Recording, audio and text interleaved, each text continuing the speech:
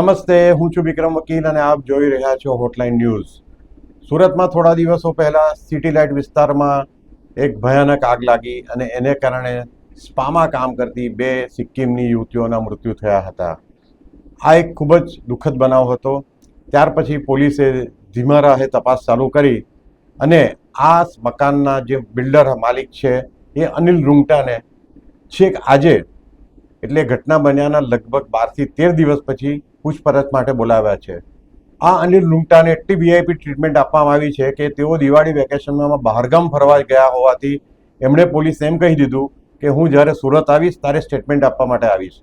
તમે વિચાર કરો કે રાજકોટમાં ટીઆરપી અગ્નિકાંડમાં તરત જ એના માલિકોની ધરપકડ કરવામાં આવી હતી. એ સિવાય પણ ગુજરાતમાં જ્યાં જ્યાં અગ્નિકાંડ થયા છે ત્યારે અધિકારીઓ અને જવાબદાર માલિકોની ધરપકડ કરવામાં આવે છે.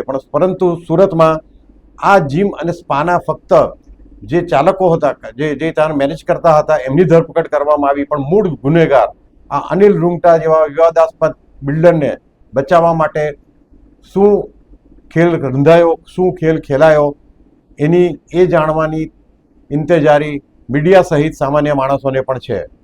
હવે આજે છેક અનિલ રૂંગટાને પોલીસે બોલાવ્યા છે, પૂછપરછ ચાલુ છે. જોઈએ આ પૂછપરછમાંથી શું બહાર આવે છે. જો અનિલ રૂંગટા જેવા વિવાદાસ્પદ બિલ્ડરો જે ગેરકાયદેસર બાંધકામ કરવા માટે પણ જાણીતા છે, સુરતમાં ઠેર ઠેર એમના પ્રોજેક્ટ ચાલે છે અને એક પોલિટિકલ પાર્ટીને મોટું ફંડ આપી રહ્યા છે, એટલા માટે જ એમને બચાવવામાં આવે છે, એવા સવાલ પણ થઈ રહ્યા છે.